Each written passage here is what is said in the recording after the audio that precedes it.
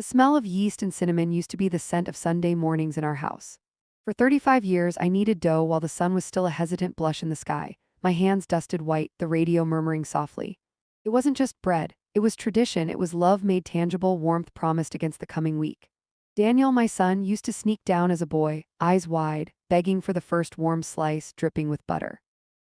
Later, when Sarah came along, she'd praise it, her voice sweet as the glaze I brushed on top, telling me I simply had to teach her someday.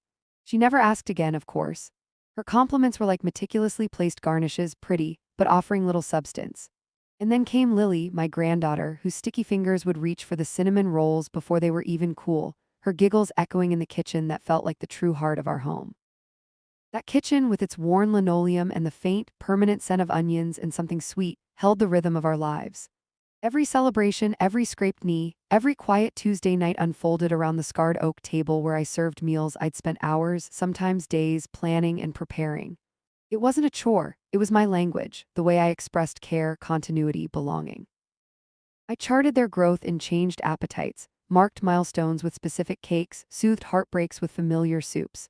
I thought those meals, that constant offering, had woven me inextricably into the fabric of their lives, an essential thread. I believed I was the anchor, the quiet hum beneath the surface of their busy world. How naive that seems now, looking back. How readily I mistook necessity for appreciation, routine for reverence. The signs were there, I suppose, like hairline cracks in a favorite teacup, ignored until the handle snaps off in your hand. Sarah's gentle suggestions for lighter fare, Daniel's vague mentions of trendy restaurants he and Sarah had tried, the way my carefully packed lunches sometimes came back uneaten. Little breezes whispering of a coming storm while I stood stubbornly rooted, believing my foundation was unshakable. 35 years. More than half my life spent measuring, chopping, simmering, serving. Believing it mattered. Believing I mattered in that specific, irreplaceable way. The irony is I wouldn't have changed it then.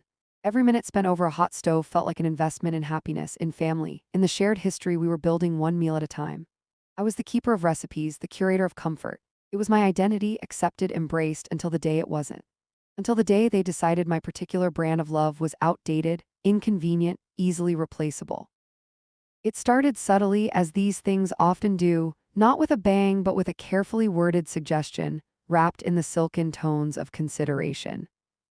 It was a Tuesday, I remember, because I was making shepherd's pie, Daniel's childhood favorite. The smell of minced lamb and vegetables simmering in rich gravy filled the air, a scent that usually brought him wandering into the kitchen, plate in hand, before I'd even mashed the potatoes. But that evening he and Sarah called me into the living room. The television was off, which was unusual. Sarah sat on the edge of the sofa, hands clasped neatly in her lap, a picture of earnest concern. Daniel stood by the fireplace, shifting his weight, avoiding my eyes. That's when I knew. When Daniel can't look at me, it means he's letting Sarah do the talking, and the news is rarely good. Mom, Sarah began, her voice pitched just right, soft, considerate. We've been thinking, you do so much for us, for Lily, all the cooking, the shopping, it's incredible, really. I waited. Compliments like these were usually the preamble to a request or a criticism disguised as helpful advice. And we worry, she continued, glancing up at Daniel, who offered a weak, forced smile. You deserve a rest, time to yourself, to pursue your hobbies, maybe travel a little. My hobbies, my main hobby for the past 3.5 decades had been standing right here in this kitchen, making sure they were fed and happy. Travel, where would I go without the anchor of their needs? I'm fine, Sarah, I said, my voice sounding rougher than I intended. I enjoy cooking for you. Shepherd's pie needed its potato topping. We know you do, Daniel chimed in, finally meeting my gaze, though his flickered away quickly. But well, we were thinking maybe it's time we made things a little easier for you. Easier, the word hung in the air, slick and uncomfortable. We've decided, Sarah said, leaning forward slightly, her eyes wide and sincere, to hire a chef. A chef. The word landed like a stone in my stomach. Not a helper, not someone to assist me, but a replacement. A professional. Someone whose job it would be to do the one thing I had built my life around, providing for them. I stared at them, searching their faces for some sign that this was a joke, a poorly conceived prank. But there was only Sarah's practiced sympathy and Daniel's uncomfortable avoidance. A chef, I repeated, the words tasting foreign, metallic. But why, is something wrong with my cooking? Sarah laughed, a light, tinkling sound that grated on my nerves.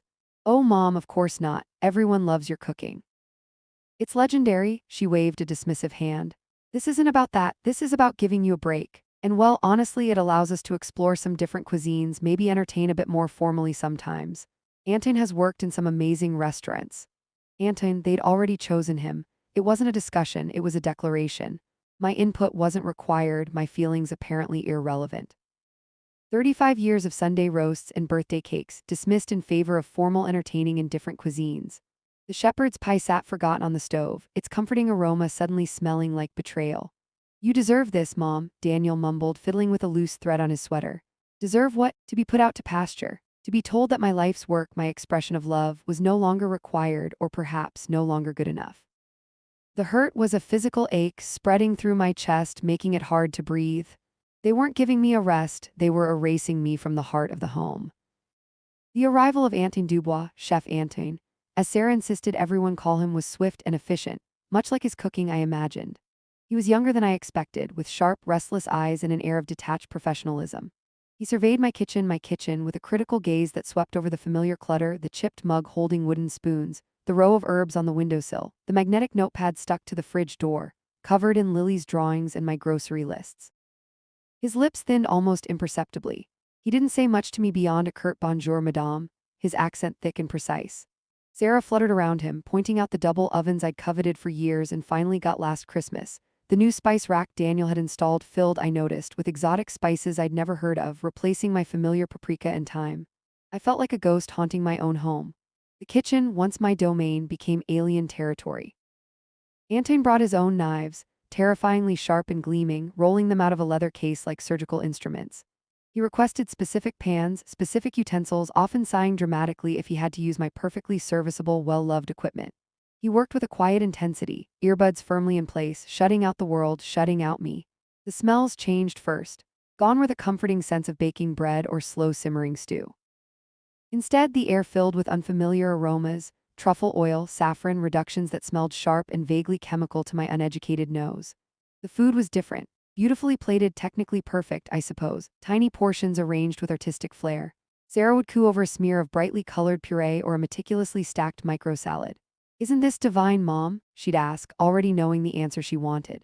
"So elegant, Antoine is a true artist." I'd nod, murmuring something noncommittal, the bite of exquisitely prepared sea bass tasting like ashes in my mouth.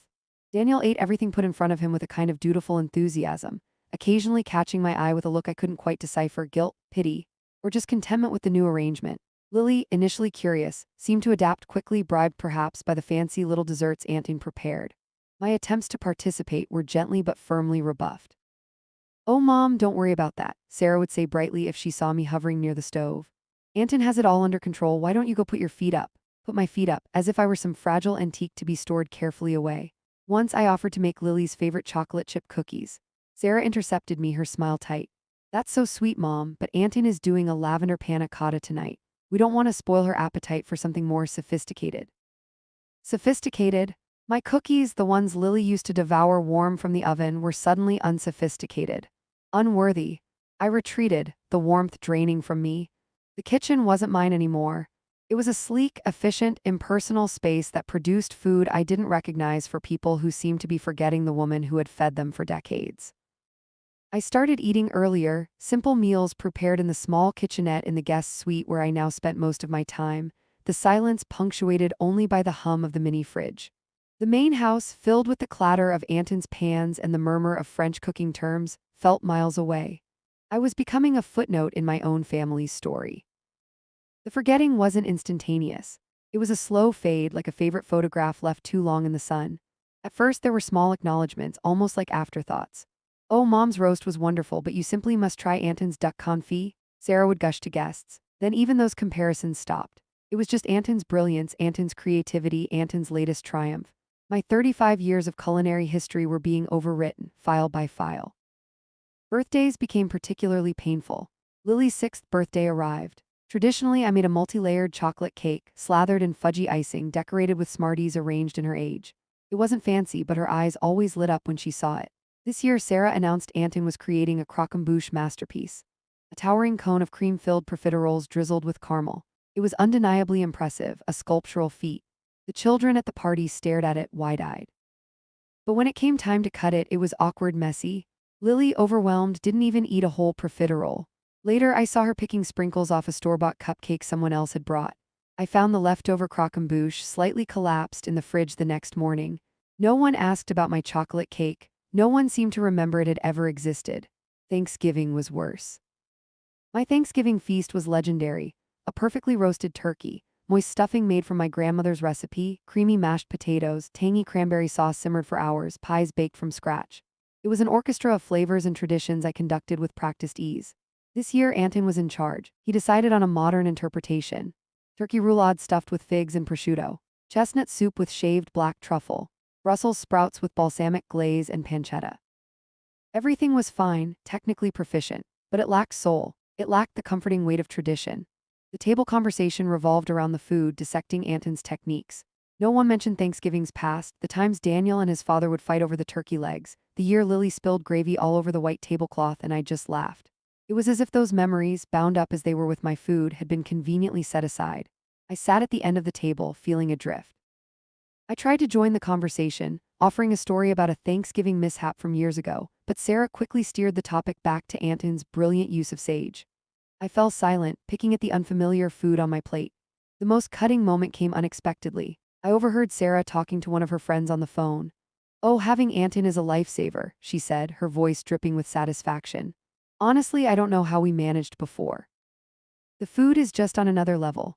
Poor Martha tried her best, bless her heart, but it was all rather beige, beige. My food. The shepherd's pie Daniel loved, the vibrant tomato sauces, the colorful fruit pies, the rich stews, the golden brown roasts, beige, bless her heart. The condescension was a physical blow. 35 years of effort, of love, reduced to beige. It wasn't just that they preferred the new chef's cooking. It was that they were actively rewriting the past, diminishing my contribution, my very essence in their lives, to make their current choices seem more palatable, more sophisticated. I wasn't just replaced, I was being erased. And the worst part, Daniel stood by and let it happen. He ate the roulade, praised the soup, and never once said, "Remember Mom's stuffing?" He had forgotten too, or perhaps he simply chose to. The slow erosion of my place in the family, the constant, subtle denigration of my life's work, the feeling of invisibility, it all coalesced into a heavy, suffocating weight. For months, I drifted in a haze of quiet resignation, accepting the scraps of attention tossed my way, retreating further into the guest suite that felt more like a polite prison cell. I told myself it was easier this way, less confrontational. I told myself they were happy, and perhaps that should be enough. But it wasn't.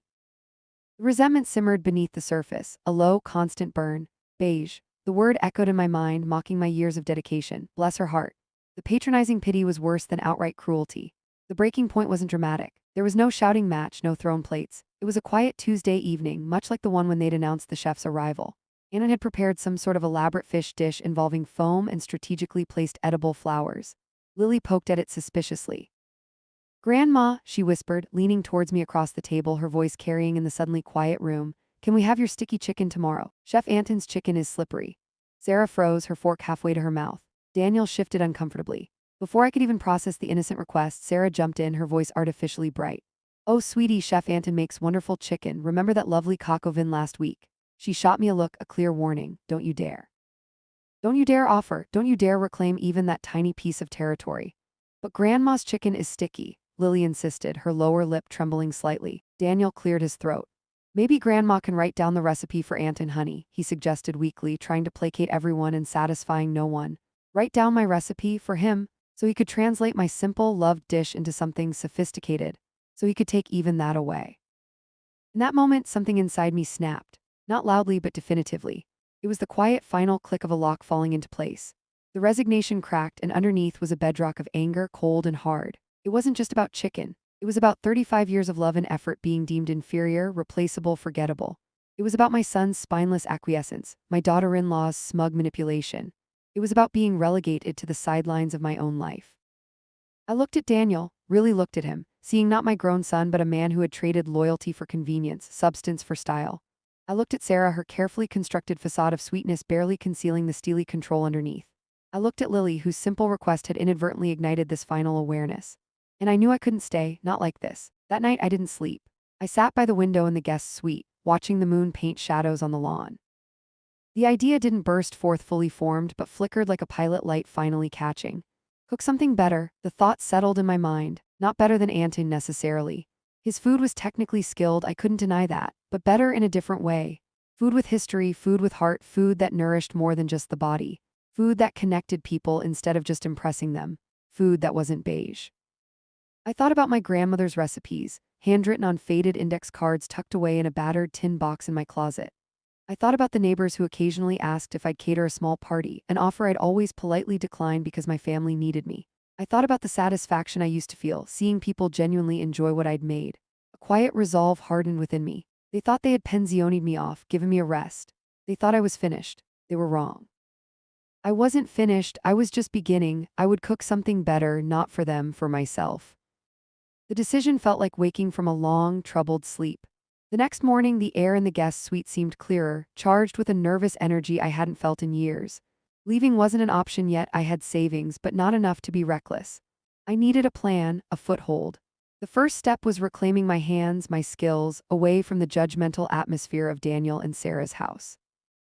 I remembered Mrs. Henderson down the street mentioning the community center needed volunteers for their soup kitchen, especially someone reliable for Wednesdays. It wasn't glamorous. It wasn't Anton's truffle-infused creations. It was peeling mountains of potatoes, chopping endless onions, stirring vats of soup meant to feed dozens of people facing hard times. It was perfect. My first Wednesday there felt like coming home, paradoxically, in a place I'd never been before. The kitchen was large, institutional, gleaming stainless steel everywhere, but functional. The other volunteers were a motley crew, retirees like me, students, a burly man named Frank who told terrible jokes but knew his way around industrial-sized mixers. No one cared about sophisticated techniques or elegant plating. They cared about hot, nutritious food served with kindness. Under the fluorescent lights, elbow-deep in diced carrots, I felt a flicker of my old self return. My hands remembered the rhythm, the efficient movements.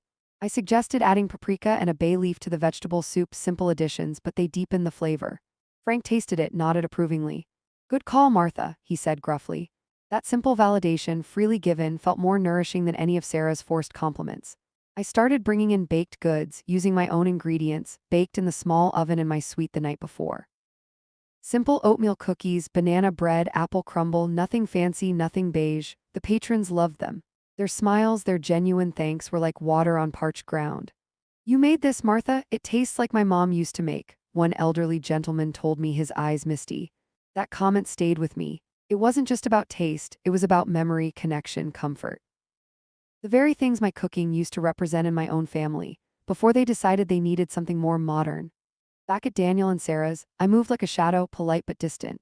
I ate my meals separately, spent my evenings reading recipe books, not Anton's glossy imports, but my grandmother's stained, handwritten collection and library books on regional cooking and food history. Sarah seemed relieved by my withdrawal, mistaking my quiet industry for passive acceptance.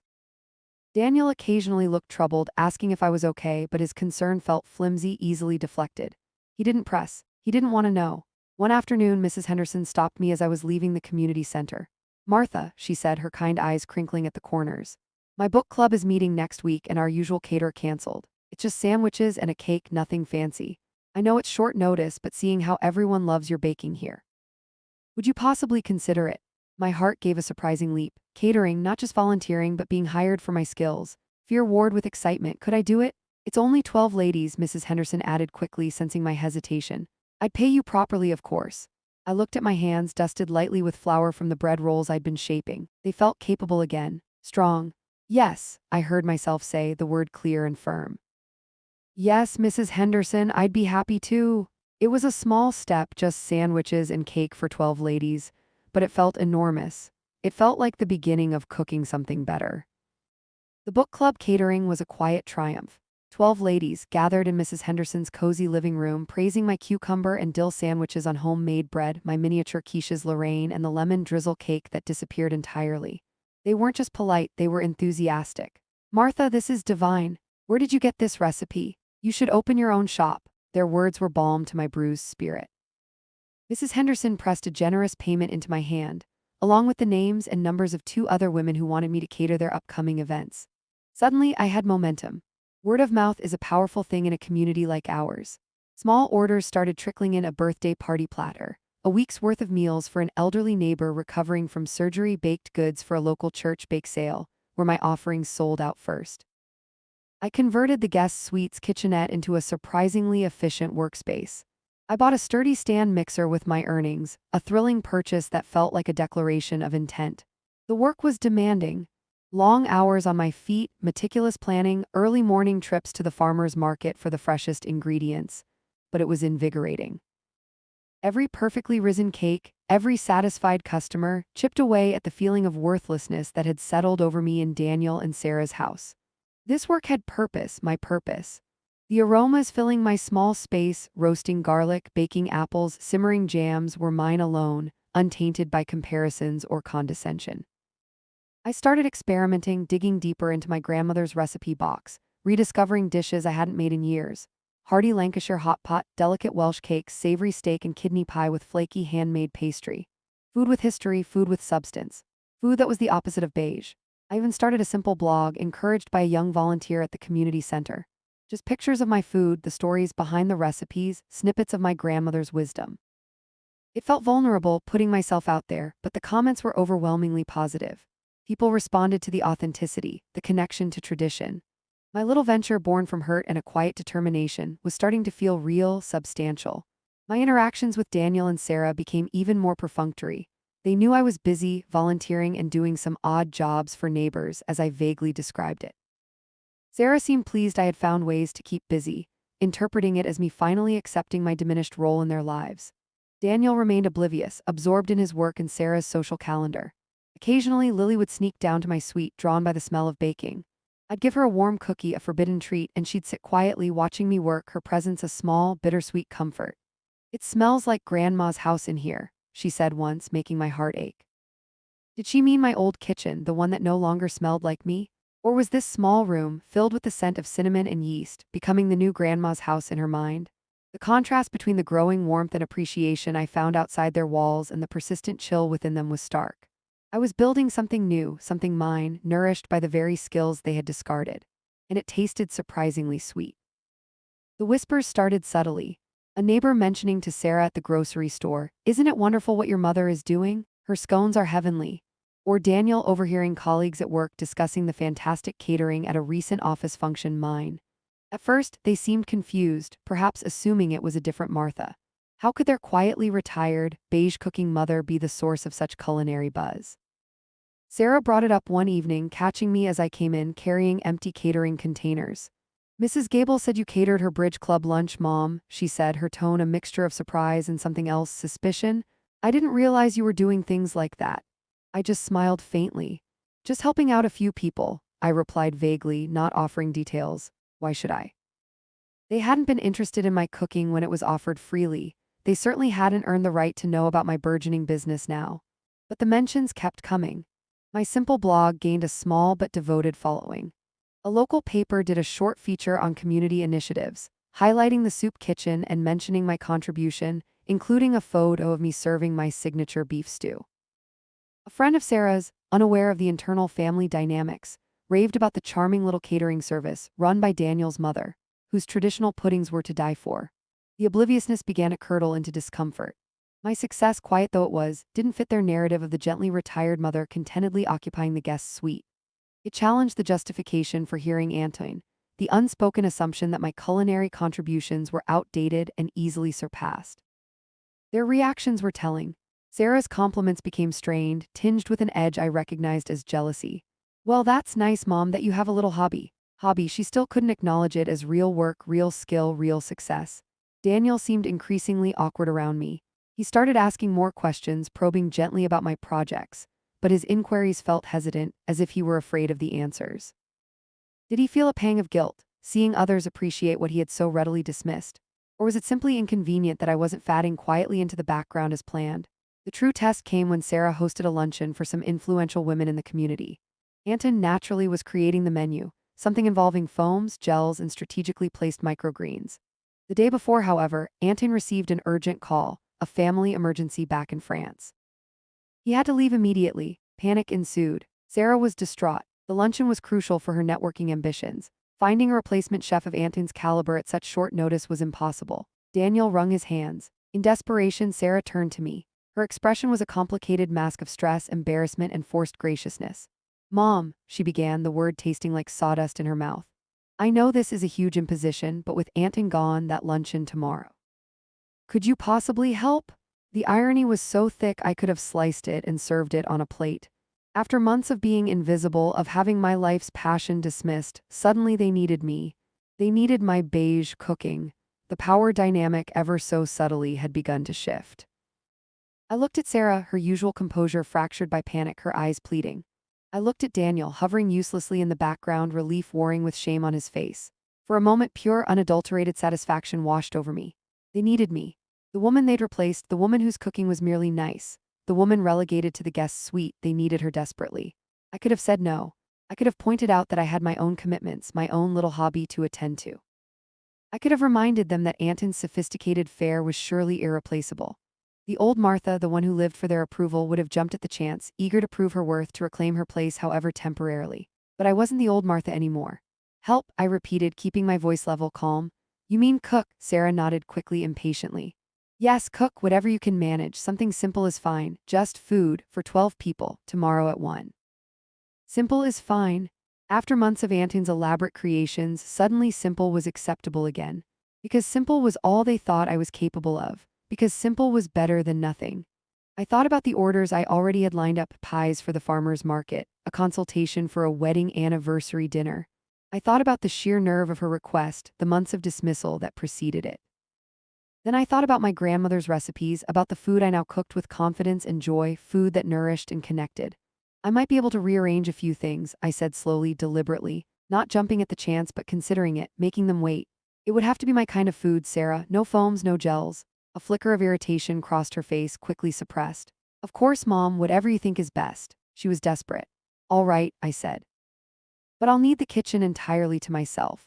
And Daniel, I added, turning to my son, who flinched slightly at being addressed directly, I'll need you to do a full grocery run for me. First thing in the morning, here's the list.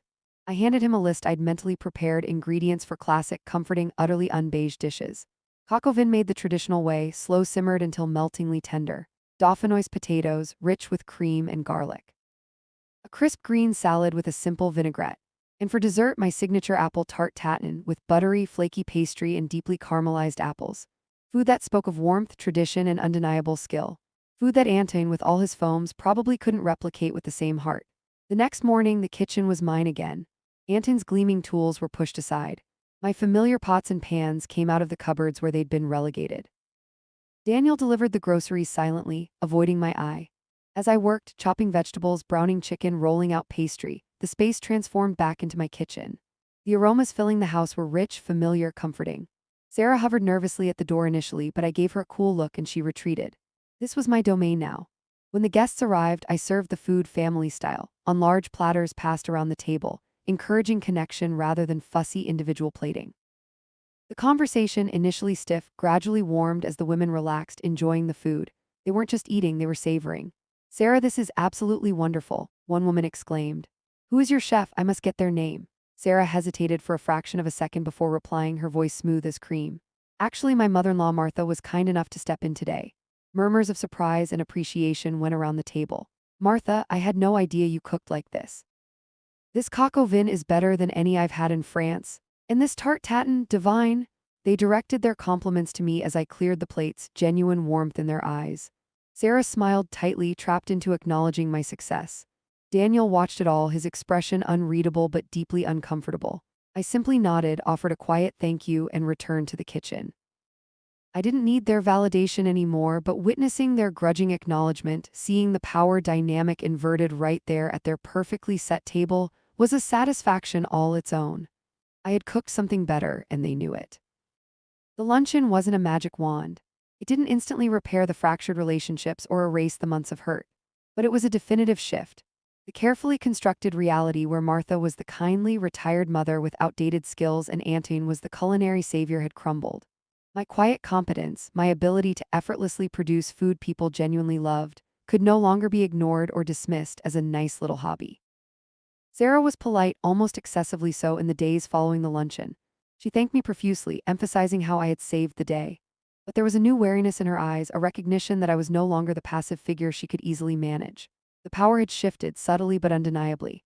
Daniel tried to talk to me a few days later. He found me in my suite packing boxes for a catering order. Mom, he started, lingering awkwardly in the doorway. That lunch, it was amazing. Really, just like I remember. Just like he remembered, the words hung there, heavy with unspoken apologies. Thank you, Daniel, I said, keeping my tone neutral, continuing to fold boxes. He shuffled his feet. Look, Mom, about the chef, about Anton? It's fine, Daniel. I cut him off gently but firmly. I wasn't interested in excuses or justifications. His actions, his silence, had spoken louder than any words he could offer now. Sarah wanted to explore different things, and I'm busy with my own projects now. It seems to have worked out. He seemed taken aback by my lack of bitterness, my calm acceptance of the new reality. Perhaps he'd expected tears, recriminations, but I was past that. My focus was on the future I was building, not the past they had tried to rewrite. My catering business, now officially named the Heritage Kitchen, was thriving. The feature in the local paper, combined with enthusiastic word of mouth, brought a steady stream of orders. I catered christenings, anniversary parties, corporate events. I even started offering small, intimate cooking classes focused on traditional skills and recipes, which were surprisingly popular. I found a rhythm that suited me, working hard but on my own terms, pouring my energy into something that brought me joy and respect. I eventually moved out of Daniel and Sarah's house into a small, sunny apartment with a wonderfully large kitchen. Leaving the guest suite felt like shedding a skin I had outgrown. My new space smelled constantly of baking bread, simmering stock, and brewing coffee, the sense of my independence. The relationship with Daniel and Sarah settled into a kind of careful, distant cordiality.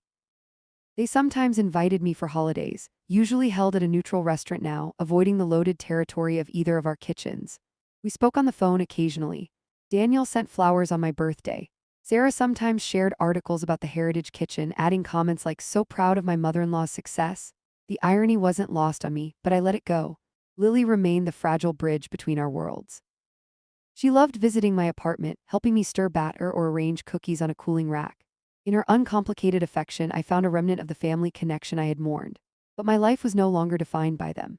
It was defined by the satisfaction of my work, the appreciation of my clients, the quiet pride in having rebuilt my life from the ashes of betrayal. I had cooked something better, not just food, but a life for myself, seasoned with resilience and flavored with self-worth. Standing in my own kitchen, sunlight streaming through the window, the scent of apple crumble baking in the oven, I felt a profound sense of peace. The bitterness had faded, replaced by a quiet strength. They had tried to forget me, to reduce my 35 years of devotion to beige. But in doing so, they had inadvertently freed me to discover the vibrant colors of my own potential. I had found my value, not in their estimation, but within myself. And that was the most nourishing meal of all.